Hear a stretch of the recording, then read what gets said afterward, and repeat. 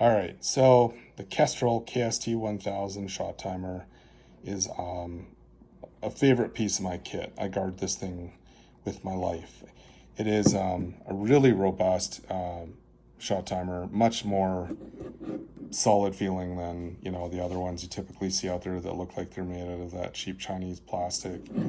It's also smaller in terms, probably by about 30% in terms of depth and width than the other ones are. Easy to use buttons. It's easy to identify which is the start button even if you're not looking at it. If you just reach down with your hand, you can tell this button is much larger than the rest of them. You got your backlighting, which actually works really, really well. We're going to run a shot here. I've got it on random, and I've got it set to a up to about 3 seconds. Now, if I hit mute, it's gonna stop it from timing. Or not mute, a return. So this is like your enter return button on your keyboard right here. So I'm setting it. Once that's gone, you can cancel it out. You've got your shot list right here. You can go through that, see what your actual shot times were. And I've been playing with it here, trying to figure out. I wish that was like, that's a pretty good split time there, 0.11. I don't actually think that's real. We were playing with it to see how the echo functions and stuff like that would work in some difficult shooting situations.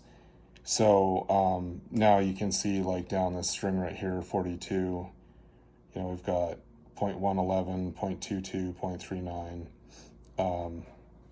We've got sort of more realistic splits there. That actually, I believe, was when we were playing with the force reset trigger. And it was really hard to get that thing to to record because there was so much echo. So I'm going to turn this on again. Whoops, I'm going to go back. And I just went out of what I wanted to. And I'll show you what I mean by the echo setting. So you go into here and you've got your sensitivity setting, and then you have an echo setting right here. That echo setting is so that if you're working in a situation where you have a lot of echoing from, say, being inside or being in a canyon or something like that, you can eliminate that for the most part. And then you can go down and select things like your filter, or you can just reset to default. It's set pretty good from the factory, but if you're shooting like suppressed or something like that, you're probably gonna need to mess with it to get it set right, especially like with dry fire practice. That one's a little tricky because you're picking up such a tiny noise. You still have to be really careful how you position it relative to how you're actually practicing to get it to work properly, in my experience. But I mean, if you guys have any tricks for that, let me know how to make that a little easier. So I have not been doing enough shooting lately, but let's go back and see. See here, you can see where I don't know, hadn't figured out how to actually use this enter button to actually cancel out, and it kept recording and kept recording and kept recording when I didn't want it to. So you have those long delays. That was probably doing some rifle shooting or something like that.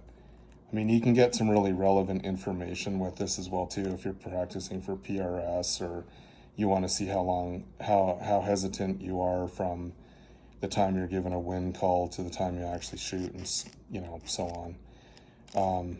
But you can do a lot more stuff with this than you can with the more basic shot timer units. So in my opinion, because of the durability, the reliability of Kestrel products, this is the way to go. It's also Link as well too, so you can do some programming from your phone with it, with the app.